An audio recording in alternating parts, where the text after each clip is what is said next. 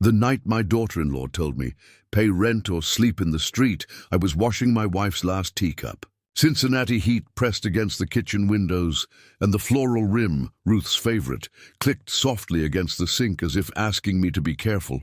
Tessa dropped a crumpled paper on the counter like a traffic ticket and smiled without warmth. Before we continue, please subscribe to the channel and tell me where you're listening from, because what I'm about to share is exactly why older folks like us keep paper. Not just memories, house fun, she said, tapping chipped red polish against the numbers. $2,800. Due Friday. She didn't ask. She announced as if I were a lodger who'd overstayed a week. My son Ethan stood near the fridge, one hand on a sweating glass of iced tea, his eyes pinned to the ice. They watched one cube spin and stop like it knew to keep quiet. This house is paid off, I said. Since 1997. The deed's in the fireproof box in my closet. I didn't raise my voice. 68 doesn't leave much room for shouting. New rules, Tessa said, lifting her phone. Adults pay rent. Utilities too. We're running a house, not a museum. The oven timer dinged for the casserole nobody wanted to eat. We all heard it. Nobody moved. I looked down at the paper. July 12th. House fund, $2,800, due Friday. Someone had wiped sauce across the corner. The marinara dried into a tiny comet. I slid the bill toward me and felt the weight of it. Ink, expectation, a dare. I paid Duke Energy this morning, I said. And the water bill last week. As I always do. I could hear myself getting older in the space between words. Ruth used to fill that space with a hum, some half-melody from church. Tonight it held Tessa's breath. You're welcome to stay, Hal, she said. But if you want the master bedroom, that's extra. We could Airbnb the lower level and split the profits, but you're blocking all the opportunity. Airbnb. The word felt ridiculous in my mouth, like learning to whistle after 50. Ethan cleared his throat. Babe, no, she said, brighter now, hostess tone. Boundaries. Adults pay rent, I didn't argue. I rinsed the teacup, dried it with the cotton towel Ruth embroidered the year the Reds won the series, and set it on the rack. The kitchen clock clicked over to 6:17 p.m., and in that second, I decided to pick up my iPhone the next afternoon and press record, because I already knew how the next day would sound. It happened by the doorway, Saturday, after mail. Pay rent or sleep in the street, she said again, lighter this time, like a joke with sharp teeth. My phone caught every syllable. I slipped it into my pocket, as if stowing half a sandwich for later. Proof, but not a police report. A memory with a timestamp I didn't have to trust. That night, I took the crumpled bill to the spare room I still call Ruth's, and opened the fireproof box. The deed's raised seal winked at me like an old friend. I know, I told the air. I know exactly what this is. Back in the kitchen, Ethan texted, Dad, can we talk later? She's stressed. I slid his message into a new folder in my mind labeled House, Legal, and laid the teacup on the dresser. Safe from the heat and the noise, I set the oven timer for 10 minutes just to hear it ding when I wanted it to. Then I sat on the edge of the bed and listened to the clock. Each tick was a bill I'd paid, a winter I'd shoveled, a door I'd fixed. The house and I counted together, patient as bedrock, while the paper on my nightstand curled at the edges, waiting for its day in the sun.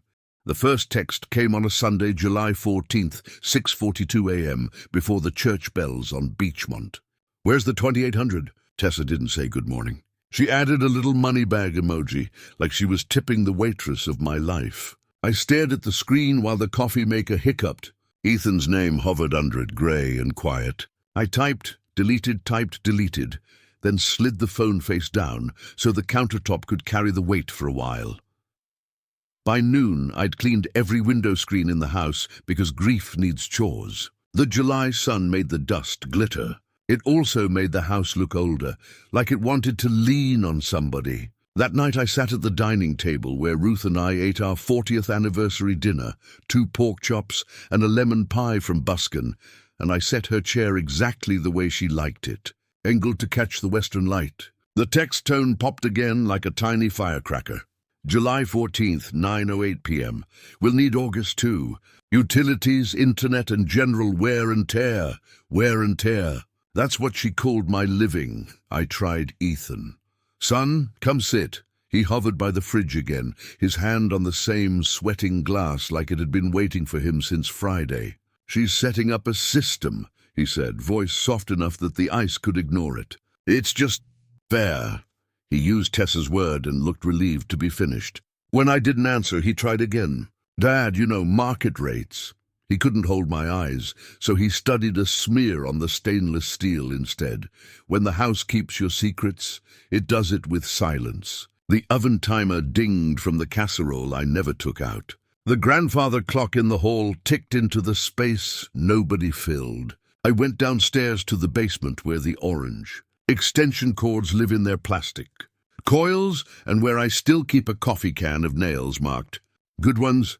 It smells like sawdust down there because I never threw out Ruth's cedar. Shavings from the hope chest we repaired in '03.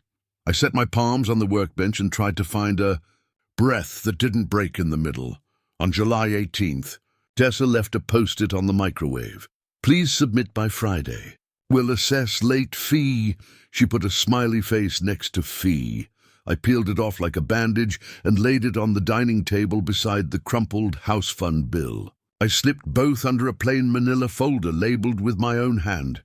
House, legal. The label looked too tidy, like a word that hadn't tasted dust yet. July 21st, 7:14 a.m. Final reminder. I took a photo of the stove clock. 7:15, because my memory and my age don't always share a spine. That afternoon, when Tessa said again in the doorway, lighter this time, like it was a joke with a sharpened punchline, pay rent or sleep in the street, I let my phone rest in my shirt pocket and captured the air around the words. Not a trap, a timestamp. I've learned to keep proof before I keep pride. That night, I carried the fireproof box to the spare room I still call Ruth's and opened it on the bedspread she ironed the spring before she got sick. The deed from 1997 had that raised seal I like to touch with my thumb, ownership you can feel. I laid the deed beside my current Duke Energy statement, paid in full, and the water bill zero balance. I underlined the dates with Ruth's old church pencil, Jewel 8, Jewel 10. A house is a ledger, I told the empty room. You don't argue with a ledger. The clock on the dresser showed 9:11 p.m., and I took a picture of that too, so I'd know exactly when I stopped crying and started counting. I didn't sleep much. When I did, I dreamed about the porch swing and the way Ruth used to set it moving with her toe, slow, patient, the chain creaking like a summer hymn. In the morning, I folded the crumpled 2,800 bill twice and put it in my shirt pocket. I left my car keys on the hook by the door because I didn't want questions, and caught the Route 24 bus downtown to keep my thoughts from talking over me. Holding onto a steel pole keeps a man from talking out loud. The elder law office on 7th Street smells like legal pads and lemon cleaner. No mahogany, no diplomas wallpapering the place. Just a reception desk and a row of chairs that don't pretend to be anything but chairs. Attorney Whitaker came out with his sleeves rolled and a face that looked like he'd stood through other people's storms before. Mr. Mercer? His voice didn't make me smaller. I told him everything, but not like a confession, more like a ledger with fingerprints. The deed, the paid utilities, the texts, and the phrase that had hooked me behind the ribs, pay rent or sleep in the street. He listened until I ran out of words. Then he picked up a pen. You don't scream, he said gently. You document. You set boundaries the law can recognize. He drew a small box, wrote title inside, and then he made a list. Notice to terminate a tenancy at will. Certified mail only. HOA due date. County tax due date. Appraisal for insurance purposes. Avoid arguments. Record what's already being said around you lawfully. He circled 2 calendar squares on a printout he slid across the desk. AUG 1 HOA. 15 property tax. These are anchors, he said. Pay on time, keep the receipts, staple the postal cards to the notice when you send it later. Not this week. Breathe, retainer, I asked, because men in my trade know you don't get work without putting a little skin in. Let's do an initial checklist first, he said. You come back after you've paid HOA and property tax. Bring me copies. He wrote my follow-up date at the top, early September. He didn't make me feel poor for asking. He made me feel practical. I walked out with a single sheet of paper and the receptionist's tip about the cheapest place to buy certified mail slips. Kroger on Beachmont keeps them by the stamps. I bought a booklet that afternoon and a fresh black ink pen because nothing ruins a boundary like a dying line. I slid the receipts into the house, legal folder when I got home, and added a sticky note I wrote too hard. Pay HOA 81. Pay tax 815. Breathing counts. When I passed Ethan in the hall, he started, "She's just trying," and then let it die on the rug between us. I nodded because nodding uses fewer muscles than arguing. That night, I watched the clock slide toward 10 and set the oven timer for 10 minutes again, just to hear a ding I chose. In the basement, I laid out a new Schlager lock set still in its box and a flathead screwdriver, not as a threat, but as a promise to myself that I could change what I'm responsible for and nothing else. The house settled around me like an old dog putting its head back on my shoe. On July 31st, I clipped the HOA envelope to the front door with a clothespin so I couldn't forget it, the way Ruth used to pin shopping lists to the screen when something mattered. I slept in bursts and woke to the birds that don't know about wear and tear. When the sun came up on August, I had a plan that could stand without me holding it up. Pay what's mine, document what's theirs. Keep the door open to mercy and the paper open to truth. In the morning light, the $2,800 bill had curled at the edges like a leaf at the end of summer. I smoothed it with my palm, slid it back into the folder, and whispered to the quiet house, "We're not going to break. We're going to count." August arrived in Cincinnati the way it always does, sticky, slow, pretending to be gentle while everything beneath it boils. I woke up early on August 1st, brewed my coffee, and printed the HOA payment confirmation before the kettle even cooled. $600, paid online, time-stamped 7 to 12 a.m. I slid it into the House Legal folder right after the July House Fund bill. 2 papers, 2 stories, one real, one imagined. I told Ethan I had errands downtown. He barely looked up from his phone. "Gas is up again," he muttered. I didn't tell him I'd already planned to take the bus. Quiet men make fewer footprints. My first stop was Dolores's porch 2 houses down. She's 74, retired paralegal, sharper than any lawyer I've paid in my life. Her dog barked once and then decided I wasn't worth the trouble. I told her what was happening, careful not to raise my voice. She listened like someone measuring lumber, steady, exact. "Hal, you keep everything you get," she said. "Staple the USPS green cards to your copies. Paper beats noise. I can notarize for you when it's time." She poured me lemonade and scribbled a name on the back of an old church bulletin. Collier. P.I. Quiet. Old school. Cash or check. That afternoon, I met Collier at Price Hill Chili, the kind of place that's never changed its curtains. He looked mid-50s, wore corduroy in August, and smelled faintly of wintergreen gum. I told him I needed confirmation, nothing fancy, just a truth I could hold. I suspected Tessa was using my address to get loans. He nodded once, like I'd handed him a math problem he already knew the answer to. "I'll check the county database, neighborhood apps, maybe a few loan brokers. Nothing invasive, all public." He tapped his small notebook. "You'll have paper by next week." "Paper's all I want." We split the chili bill. I left $4.25 for my half and a folded note under the receipt, paid in full. Little rituals matter when you're rebuilding your dignity. By August 10th, I had more than bills. I had rhythm. Every evening I wrote down what happened that day, who spoke, what was said, what time. 9:37 a.m., Tessa on phone in kitchen. We could list the lower level for $150 a night. Each line steadied me. Proof isn't just protection, it's oxygen. On August 12th, I scheduled an appraisal for insurance review. The receptionist didn't need to know more, and I didn't volunteer. The appointment landed on October 3rd at 10 max a.m. I wrote it down in red ink, underlining it twice. August 15th arrived like Judgment Day.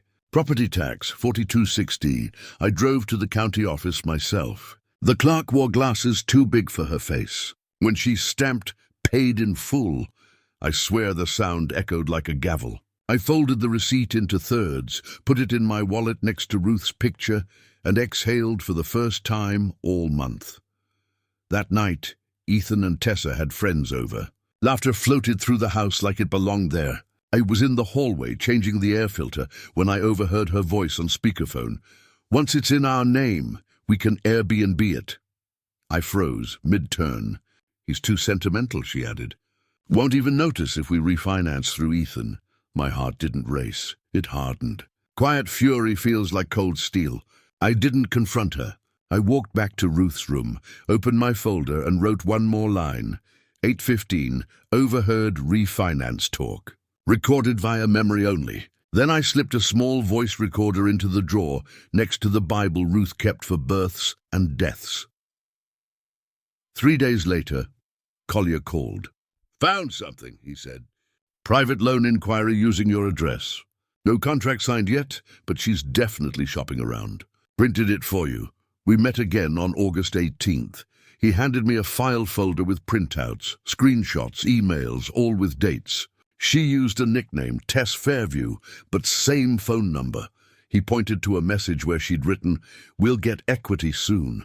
My father-in-law's house is in transition. Transition. That's what she called my life. I thanked Collier, paid him cash, and slipped the envelope into my folder.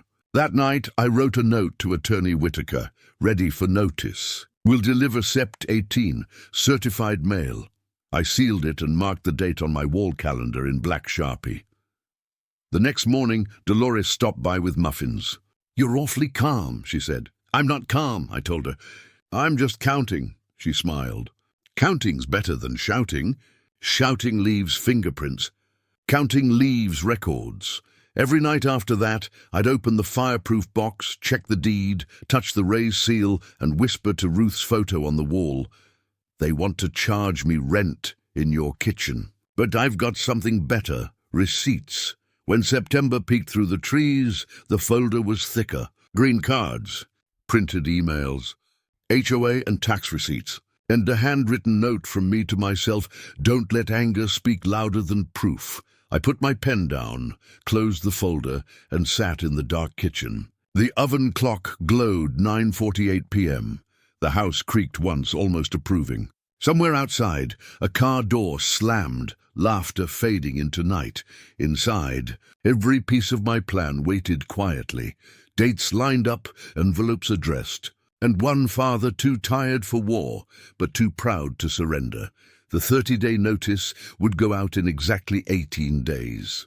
And when it did, it wouldn't be rage they'd hear. It would be the sound of paper, folding, sealing, and finally speaking.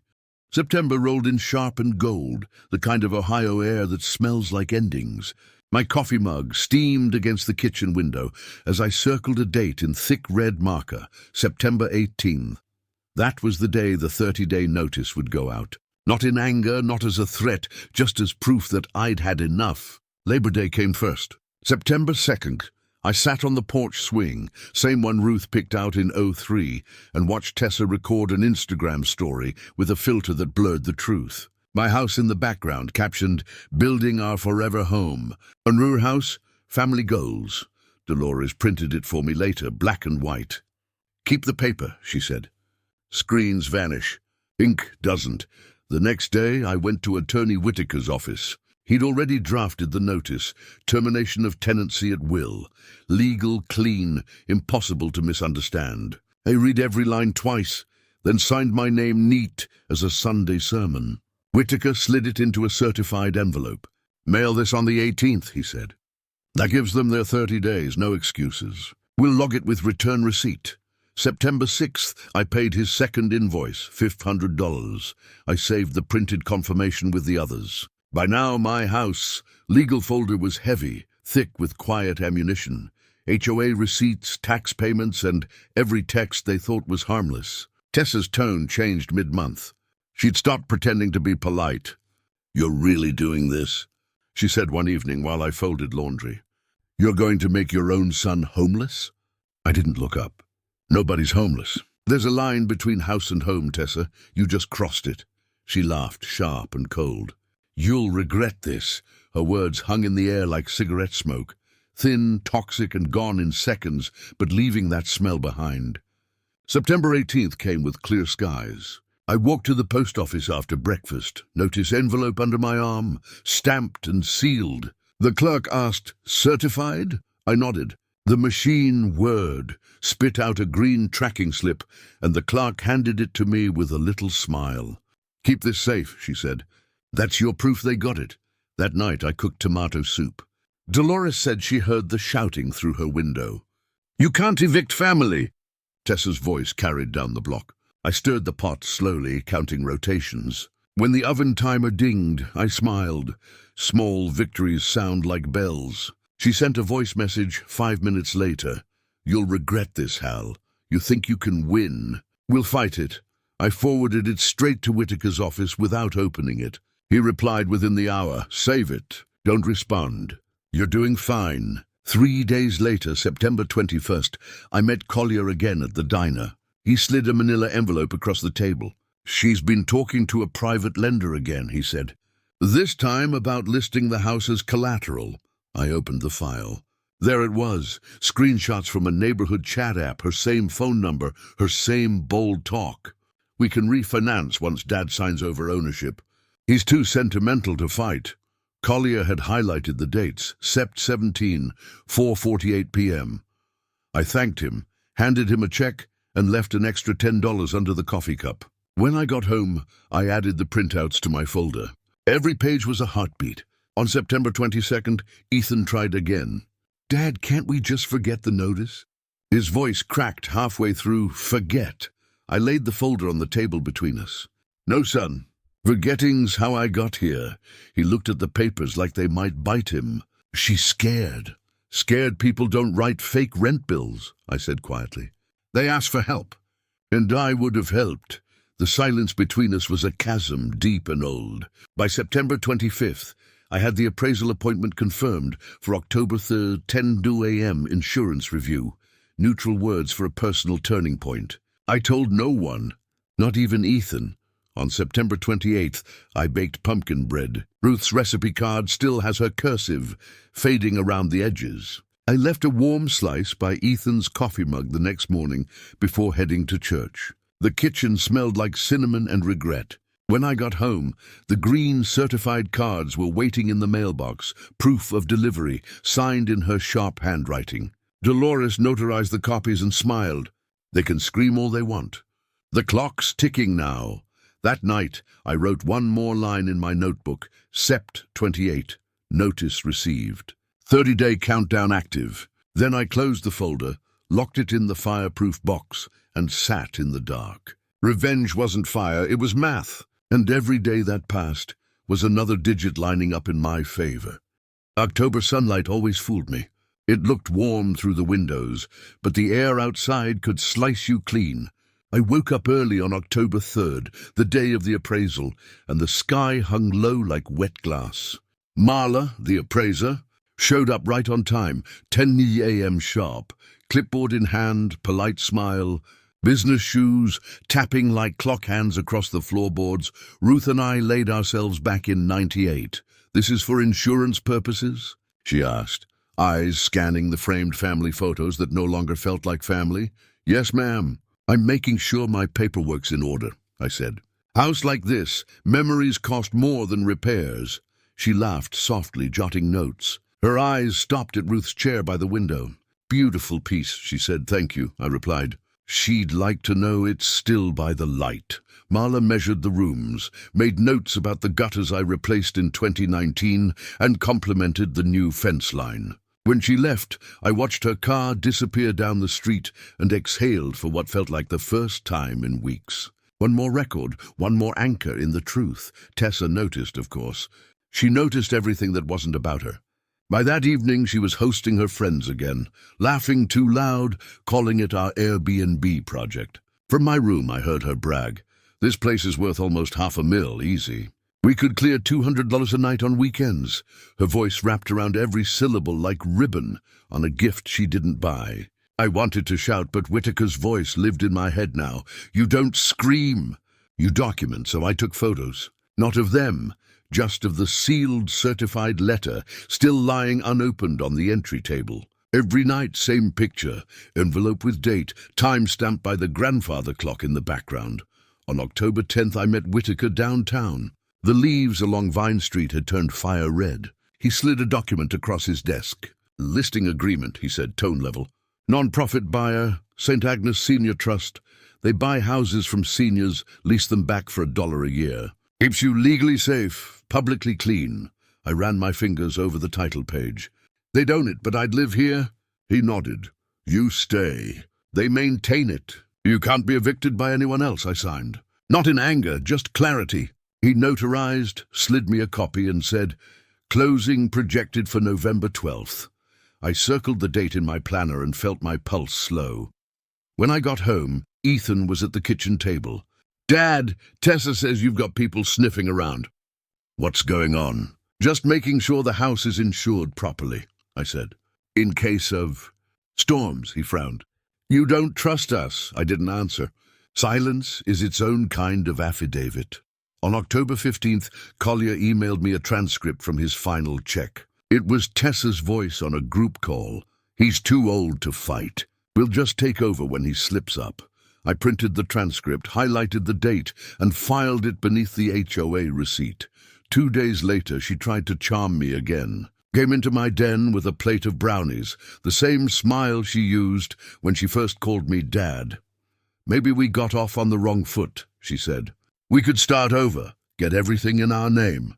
Simplify things." I looked up from the folder in my lap. "Simplifying's exactly what I'm doing, Tessa. Don't worry about it."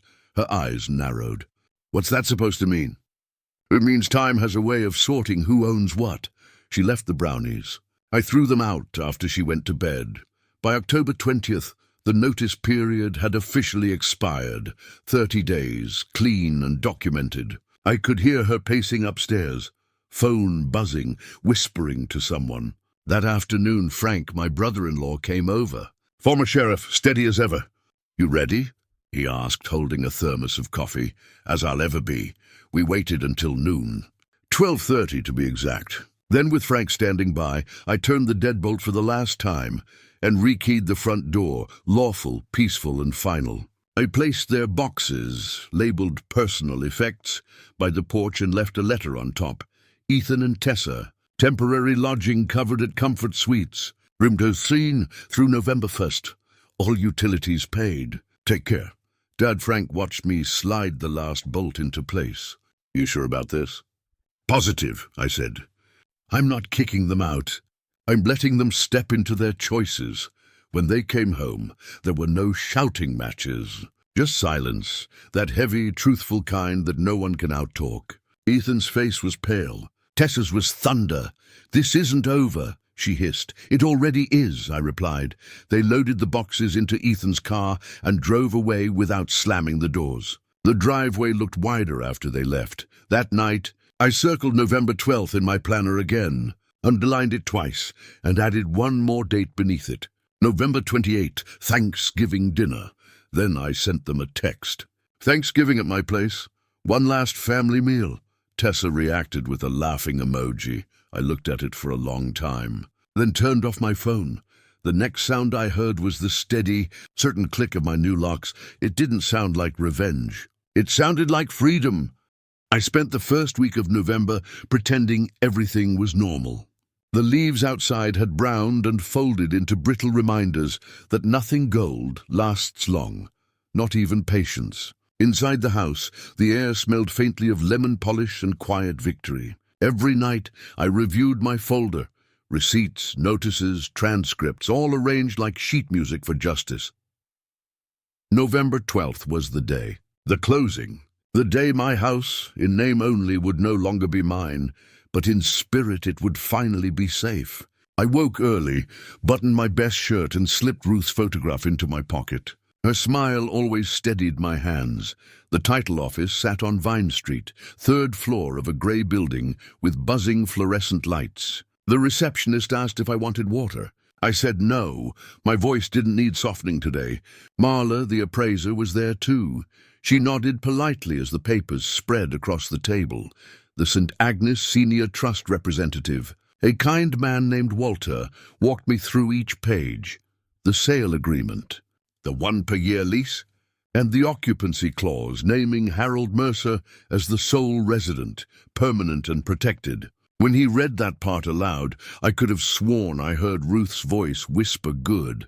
At 3:15 p.m., I signed the final page. At 4:02, the wire cleared. My checking account balance blinked a number I'd never imagined seeing again. It wasn't about the money. It was about turning insult into ink. I stopped by the bank on the way home and requested a cashier's check.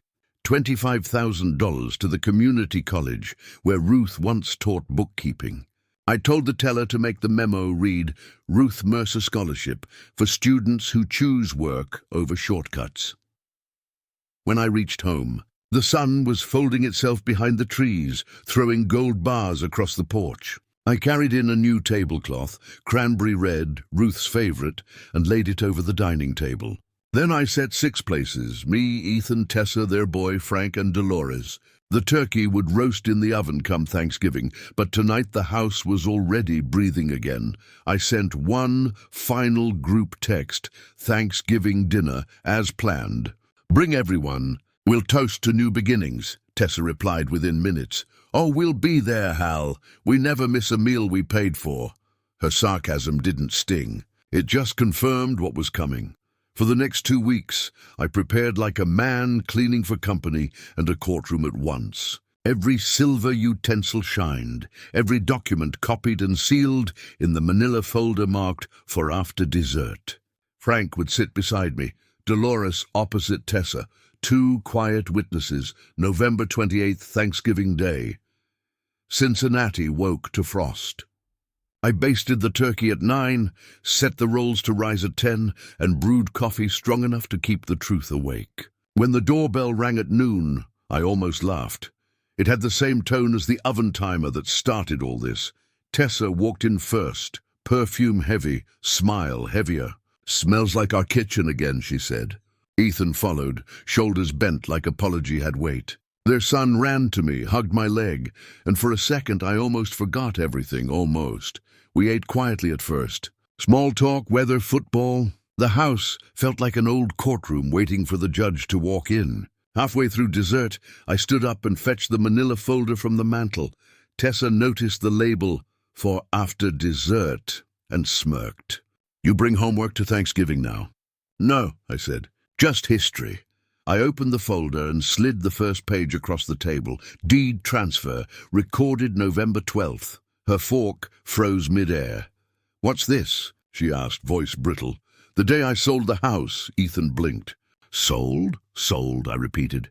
To St. Agnes Senior Trust. They own it now. But they lease it to me for $1 a year. Tessa's lipstick trembled as she tried to laugh. You can't sell what I own, I cut in gently. And what you tried to rent back to me. Dolores leaned forward, tone calm as a judge. That means any other occupant without Harold's written consent is a trespasser under Ohio law. Frank placed his retired sheriff's badge on the table like punctuation. And I'll confirm that if needed. The turkey cooled. The silence warmed. I laid out the next sheets. Certified notices, tax and HOA receipts, copies of the texts and the voice transcript. Every dollar you said I owed, I told her. I'd already paid to keep the roof above all our heads. Ethan swallowed hard. Dad, why didn't you just tell me? I tried, I said quietly. But you kept letting her talk for you. Tessa pushed back her chair. This is a setup. No, I said. This is math. I pointed to the dates. Bills I paid, taxes I cleared. Deed I held. And now, lease I signed. Her face flushed red, then white. You think you're clever? You can't kick us out of our family home. It stopped being ours the day you charged me rent, I said. Now it's mine again, legally, peacefully, and without your permission. Frank cleared his throat. He's right, ma'am. You'll want to make new arrangements before winter sets in. Ethan stared at the tablecloth. Dad, I'm sorry, he murmured. I know, I said. You're just late. The oven clicked as it cooled. The only sound that dared to move. Tessa's son looked between us, confused, a fork halfway to his mouth. I slid him a piece of pie and smiled. Eat, buddy. The adults are just catching up. I handed the final document across the table, the scholarship check. This house used to hold Ruth's kindness. Now it funds it, Dolores smiled through wet eyes. That's justice, Harold. Neat and lawful. Tessa stood shaking. You'll regret this, I met her stare. I already did. That's why I fixed it. No shouting, no slamming. Just the quiet sound of dignity locking itself back into place. As they left, the wind caught the door and slammed it for them. I turned the deadbolt, felt the vibrations settle into my palm and whispered, "Happy Thanksgiving, Ruth." The house didn't answer. It didn't need to. Its walls finally belonged to peace again. When the door closed behind Tessa that night, the whole house exhaled. The kind of breath you take after holding one too long. The turkey smell lingered in the air, mixed with the faint sweetness of the pie that nobody touched after the reveal. The clock on the wall ticked past 8, steady as justice.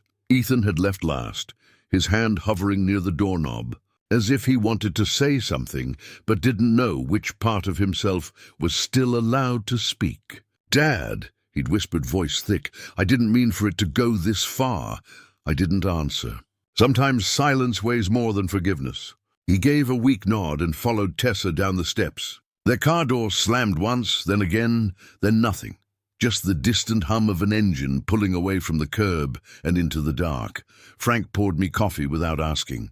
Dolores began stacking plates that didn't need washing. We didn't speak for a while. "Was that hard for you?" she finally asked. "No," I said after a moment. "It was necessary." The house groaned once in its old wood frame, like an old dog stretching after a storm. I walked to the mantel where the manila folder still lay open. Inside, every page looked neat and harmless. Copies of the deed transfer, the $1 lease, the certified mail slips, the transcript from Tessa's voice message. Proof disguised as paper. "I can't believe she thought she could evict you," Dolores muttered. "People who think they're smarter than you don't check the calendar," I said, half smiling. "They forget you've been around long enough to bury your mistakes properly." Frank chuckled, deep and slow.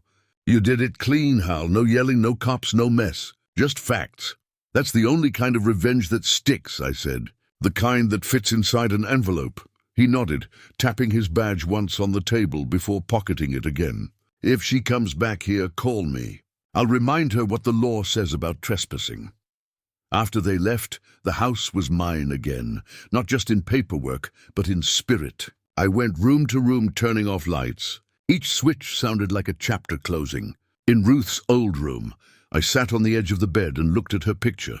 "It's done," I told her. "They won't take another inch." The next morning, the world felt lighter. The first snow of December was dusting the lawns, soft and forgiving. I brewed coffee and scrolled through my phone. 3 unread messages from Ethan. "Dad, I'm sorry. We're figuring things out. I'll make it right." No messages from Tessa, only a single read receipt under the group text that announced Thanksgiving dinner. By noon, I'd received an email from Attorney Whitaker confirming that St. Agnes Senior Trust had recorded the property deed with the county clerk. "Congratulations, Mr. Mercer," he wrote. "You now have lifetime tenancy secured by legal covenant." He added a line I liked so much, I printed it. "Boundaries are not walls. They are doors that require permission." The following Monday, I went down to the local police precinct with Frank to register the lease. Officer Garner, a young man who probably wasn't born when I retired, took one look at the paperwork and said, "This is airtight, Mr. Mercer. If they show up uninvited, call us directly." Frank clapped me on the shoulder as we stepped out into the cold. "That's peace of mind right there." "Piece of paper," I said with a small grin. "That's all I wanted." Back home, I found a letter waiting in the mailbox, handwritten, addressed in Tessa's looping script. I opened it cautiously. Inside, just one line, "You'll regret this. No signature. No return address." I slipped it into the house, legal folder without a word. If she wanted to leave me her threats, I'd file them alphabetically under proof. 2 days later, the phone rang. It was Collier, my PI. "You'll want to know this," he said. She tried to use your house again as collateral for a loan. The lender flagged it after the last time we spoke. They froze her account. I didn't gloat. I just said, thank you for doing your job. Doing yours too, sir, he said quietly. By December the 1st, her social media was empty. No posts about our house, no photos of the porch swing, no hashtags bragging about home equity. Gone like smoke, Whitaker followed up on December 3rd, sending a letter to Tessa and Ethan offering a mutual non-disparagement agreement. They'd sign, apologize, and move on. If they refused, the recordings and documents would become public record. 2 days later, Whitaker forwarded me their signed copy. In shaky handwriting, Ethan had written, I acknowledge that my father, Harold Mercer, is the sole legal tenant of 1047 Fairview. I apologize for any distress caused. I will reimburse half of November utilities by March 1st. Ethan Mercer. There was no signature from Tessa, only her printed name, scrawled in angry ink. But that was enough. Whitaker filed it. On December 10th, I received confirmation from the community college that Ruth's scholarship check had cleared. The line beneath her name on the donor page read exactly how I wrote it, for students who choose work over shortcuts. That night, I cooked a smaller dinner, just soup and cornbread, and ate by the window. Snow fell outside in soft spirals. I thought of the Thanksgiving table, of Ethan's lowered eyes, of Tessa's fork frozen mid-air, and I realized the house wasn't silent anymore. It was calm. People think revenge ends when the enemy apologizes. But it doesn't. It ends when you can sit in your own home, hear the furnace hum, and know that nobody can charge you rent for breathing. Before I went to bed, I opened my phone and played the old recording one last time, the one from July 13th. Her voice echoed from the tiny speaker. Pay rent or sleep in the street. I listened once, then deleted it. I didn't need her words anymore. The house remembered enough for both of us. As I turned off the light, I caught my reflection in the window, older, smaller maybe, but unshaken. I smiled. You didn't lose me, Ruth, I whispered to the dark. You gave me away, and I found myself right here where we started. Outside, the snow kept falling, quiet, clean, absolute. By the first week of December, Cincinnati looked like it had been dusted with forgiveness. Snow softened every hard edge. Mailboxes, roofs, fences, and for the first time in months, I could walk to the end of my driveway without clenching my fists. The house stood calm behind me, the porch light warm against the frost. It didn't look like a battlefield anymore. It looked like it remembered who owned it. Inside, my coffee steamed beside a new stack of documents from Attorney Whitaker. On top was a letter addressed to me. Mr. Mercer, per your request, we have forwarded the signed acknowledgement and apology to the appropriate local offices. The matter is closed. Congratulations on a clean resolution. 2 short paragraphs, and yet it felt like the sound of a gavel. I folded the letter into thirds, slid it into my house, legal folder, and wrote a new label across the front in thick black ink, case closed. 2024. That same afternoon I called Collier one last time. He picked up on the first ring. You done fighting, Hal? I wasn't fighting, I said. Just sorting. He chuckled. That's the quietest kind of justice there is. I owe you, I said. He paused. Then tell the next man my number when he gets treated like a guest in his own house. We both laughed. The kind of laugh that doesn't need noise. 2 days later, Frank drove me downtown to the lender's branch where Tessa had tried to misuse my address. A compliance officer met us in a small conference room with grey walls and a peppermint dish on the table. She thanked me for bringing the matter to light. Apparently, Tessa's account had been flagged for misrepresentation of assets. Will there be charges? I asked. Not if she cooperates, the officer said. But she won't be borrowing in this county again any time soon, Frank nodded slowly. That's better than jail, truth with a paper trail. On our way out, we passed a Christmas tree covered in tags labeled Adopt a Family. I picked one that said Scholarship Fund Supplies. When the cashier asked for the donation amount, I said 25 in Ruth's name. It felt right, small mercies stapled to bigger ones. By December 10th, the scholarship check had cleared. The college sent me a thank you letter with Ruth's name printed in bold. I taped it to the refrigerator, right above her photo from our wedding day, 1978. Black and white, her smile still managing to warm the kitchen. That night, I made a fire in the old stone fireplace. The wood crackled like applause. I sat back, thinking about every phase of the plan. The bill on the counter, the quiet visits, the notices, the Thanksgiving reveal. None of it had been about winning. It was about reclaiming the sound of my own name, spoken without pity. A few days later, a final piece of symmetry landed in my mailbox. An envelope addressed to Mr. H. Mercer, tenant. Tenant. I smiled at the irony. The world had gone full circle, but this time I'd chosen the title. Inside was a letter from the St. Agnes Trust, confirming my renewed $1 lease for the next year. I pinned it to the corkboard above my desk, next to a handwritten quote I'd copied from Whitaker's email. Boundaries are not punishment. They're protection. On December 12th, I called Ethan. He answered on the second ring, tired but sober in tone. "Dad," he said, "I sent half the utilities through online transfer. Should be there by tonight." "Thank you," I said simply. "We're okay," he added. "Tessa's keeping quiet. She knows it's over. It's over when you start doing better," I replied. "Not just when she stops," he didn't argue. "Maybe we can visit after New Year's." "Maybe," I said. "Let's take it 1 month at a time." When I hung up, the room felt still again, not empty, just balanced. I looked around and realized something important. The silence no longer frightened me. It sounded like ownership. Later that evening, I wrote one last entry in my notebook. December 12th, final justice complete. House safe. Account settled. Ruth honored. I didn't shout. I didn't break. I documented. I set down my pen, took a deep breath and whispered into the firelight. Justice isn't about payback. It's about restoration. Then I closed the notebook, tucked it into the fireproof box beside the deed, and smiled. The crackling wood answered softly, as if the house itself agreed. Sometimes the quietest endings are the loudest victories.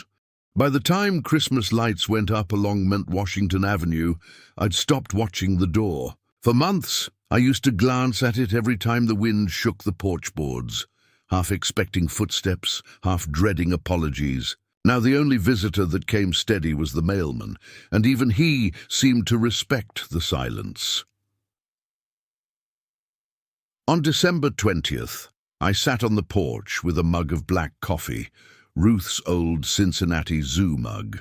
Snowflakes clung to the rim, melted slow and slid down like quiet punctuation marks. Across the street, Dolores was stringing lights around her porch railing. She waved. "You're glowing again, Harold," she called out. "Maybe that's just the reflection off the snow," I said, smiling back. But deep down, I knew she was right. Inside, the house was finally breathing the way it used to. Every sound felt honest again. The tick of the hallway clock, the creak of the floorboard Ruth always skipped, the hum of the fridge she'd once said sounded like an old hymn. There was peace now. Heavy, earned, unshakable peace. I pulled the house, legal folder from the fireproof box, and set it on the table. It didn't scare me anymore. Each paper inside had once been a wound. Tessa's fake bill, the pay rent or sleep in the street text, the certified notice, the signed acknowledgement. Now they read like medicine labels, painful but necessary. I poured another cup of coffee and started talking out loud, the way I used to when Ruth was still alive. "We got through it, didn't we?" I said. "They thought they could shame me into silence, but paper doesn't lie. Time doesn't lie." The house answered with a pop from the baseboard heater. Close enough to a yes, I thought about Tessa, about how anger can hollow a person. I didn't hate her. Not anymore. I pitied the part of her that believed taking was easier than building. There's always a kind of hunger in people who think they can buy dignity from someone else's pain. And Ethan, my son, I could still see the boy in him, the one who used to hand me tools when I fixed the car, who said he'd never let anyone boss you around. "Dad," Somewhere along the years, he'd traded that promise for convenience. But I believed there was still a piece of the old Ethan in there. Maybe that's why I never pressed charges. Justice shouldn't burn down everything. It should leave room for rebuilding. That night, I lit a single candle on Ruth's old side table. I opened my notebook and wrote, December 24th, Ruth's light still on. The house is standing. I am too. Then I sat back and let the silence stretch into warmth. I realized revenge had never been the goal. The goal was reclamation, to take back my name, my peace, my right to exist without begging for permission. I spoke to the camera on my old phone, part habit, part closure. If you're listening, I said softly, and you've ever been made to feel small in your own home, don't shout. Document. Keep your paper clean, your head high, and your locks changed. Don't fight with anger, fight with proof. Because paper lasts longer than rage. I paused, then smiled. And if you're my age, you already know. People can take advantage of your kindness if you let them. But they can't outlast your patience. The clock struck midnight. Outside, snow started falling again, steady and sure. I raised my mug toward Ruth's photo on the wall. We did it, I whispered. You didn't lose me. You gave me away, and somehow I found my way back. I closed my eyes and listened to the house settle around me. A deep, familiar sigh. It didn't sound lonely anymore.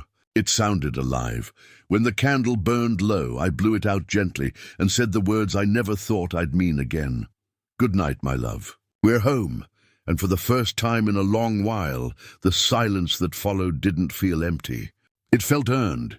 The new year came in quietly, without fireworks, without noise. Just a thin veil of snow on the roof, and the slow hum of the furnace, keeping time like an old friend. January 3rd, 2025, the first sunrise I'd seen without worry in nearly half a year.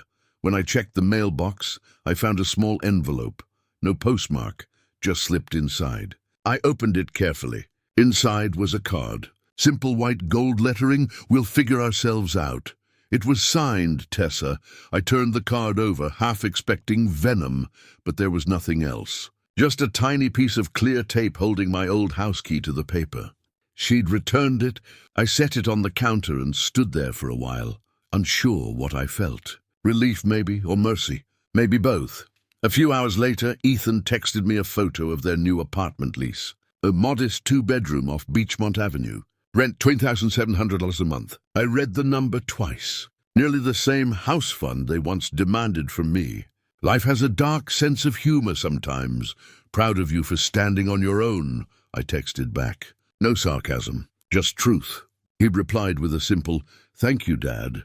The following weekend, I took my grandson to Alms Park. The snow had crusted over, crunching under our boots. We fed the ducks by the pond, just like I used to with Ethan when he was little. The boy looked up at me with that unguarded curiosity only kids have. "Grandpa, do you still live in the big house?" "I do," I said. "Why?" He shrugged. "Mom says it's not ours anymore." I smiled, kneeling down beside him. "She's right. It's not hers and it's not mine. It's home. Home doesn't belong to anyone. It belongs to the memories that built it." He nodded, thoughtful. "Like Grandma Ruth." Exactly like Grandma Ruth. When I dropped him back at the apartment, Ethan walked me out to the car. "Dad," he said quietly, "you were right. I let her talk for both of us. I'm sorry for that." "I know," I said. "Just don't let anyone talk for you again. Not even me."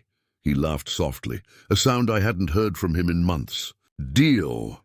On the drive home, I thought about what forgiveness really means. It's not letting someone off the hook, it's cutting the rope so you can move forward. I wasn't interested in carrying bitterness anymore. The weight of it had already cost me enough nights of sleep. When I got home, I brewed tea instead of coffee, Ruth's favorite chamomile, and sat by the window watching the light fade over the hills. The porch swing creaked softly in the cold breeze. For the first time in years, it didn't sound lonely. It sounded alive. I opened the fireproof box and took out all the old papers, deed, receipts, notices, transcripts. Every piece of proof that once held my pain. I didn't burn them. I filed them neatly in a new folder labeled Archive, 2024. You don't erase what protected you, you preserve it, in case someone else needs to learn from it. A week later, I mailed a thank you card to St. Agnes Senior Trust. Inside, I wrote, "Your program didn't just protect my home. It restored my dignity. If you ever need a volunteer, call me." That same day, Dolores dropped by with banana bread and a smile that could light a dark room. "You're finally free," she said. "Freedom," I told her, "feels a lot like quiet." We sat on the porch, eating banana bread, while the streetlights flickered on, one by one. As the evening deepened, I realized this was what peace looked like, not grand, not cinematic, just steady, just mine. Before bed, I scribbled one last line in my notebook, January 10th, 2025. The locks hold. The lights stay warm, and I'm not angry anymore. Then I turned out the light, and for the first time in a long while, the darkness didn't feel like loss. It felt like rest. February came quiet, pale, and almost kind. The ice on the gutters melted in slow streams that glittered like silver threads, and every morning I opened the curtains just to let the light in. The house didn't feel heavy anymore. It didn't feel haunted. It felt lived in, whole. One Thursday afternoon, I got a knock on the door, 2 quick raps, polite but firm. A man in a grey coat stood on the porch, holding a clipboard and smiling. "Mr. Mercer, I'm from St. Agnes Senior Trust," he said. "Just routine property check." I let him in. He looked around approvingly, taking notes on his tablet. "Everything's in excellent condition," he said. Then he held up a brochure with a familiar image on the front, my house. The photo was from before winter, golden leaves on the trees, the porch bathed in soft sunlight. Underneath it, bold letters read, "Safe Homes for Seniors, a Story of Dignity." "That looks familiar," I said, smiling. He grinned. "We actually used your testimonial on our website. Hope you don't mind?" He flipped the page and read aloud, "Security isn't a handout. It's a handshake with rules." "Harold M., Cincinnati," I laughed. "That sounds like something I'd say." He shook my hand before leaving. "You're one of our favorites, Mr. Mercer. You remind folks that age doesn't mean surrender." When the door closed behind him, I sat on the porch step and looked at the brochure again. My words, printed, permanent, helping strangers. The irony wasn't lost on me. The house my daughter-in-law tried to steal had become a sanctuary for people like me. The same walls she called wasted space were now proof that a man can fight quietly and still win loudly. Later that week, I got a postcard in the mail addressed to homeowner. I laughed before I even opened it. It was one of those junk offers, bold letters shouting, "Cash out your equity fast." I stuck it under the refrigerator magnet shaped like Ohio, the one Ruth bought at a flea market back in '92. The universe has a wicked sense of humor sometimes. That evening, Ethan called. His voice sounded lighter, less burdened. "Dad, I wanted to tell you we found a better place. Tessa's working again. We're doing okay. I'm glad," I said. "You sound like yourself again." He hesitated. "I don't know if I ever said thank you for not giving up on me." "You don't need to," I said softly. "You're learning the same way I did, through loss." He exhaled, and I could almost hear the boy he used to be, the one who used to fall asleep on Ruth's shoulder during car rides. "Can we come by next weekend? Just me and the kid?" "Of course," I said. "Bring him by. The Ducks miss him." After the call, I sat in the kitchen, warmed my hands on a mug of tea, and thought about how life circles back, not neatly, but faithfully. Sometimes justice isn't a hammer. Sometimes it's a porch light that stays on for whoever's ready to come home the right way. That night, I took out the $1 lease and laid it flat on the table. The ink had begun to fade from handling. I ran my fingers over my name, Harold Mercer. I smiled at how strange it felt to find pride in a document that called me tenant. Titles never mattered. Truth did. Before bed, I stepped outside. The air was cold but clean, full of the scent of thawing earth. Somewhere down the street, a kid was laughing, sled dragging behind him on the asphalt. I looked up at the sky, clear, endless, indifferent, and said to the night, "You didn't lose me. You gave me away." Then I turned the deadbolt. The final sound in a story that started with the click of an oven timer and ended with the same quiet finality.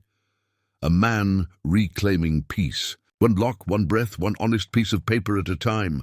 And for the first time in years, when the house sighed as it settled, I didn't hear loneliness. I heard gratitude.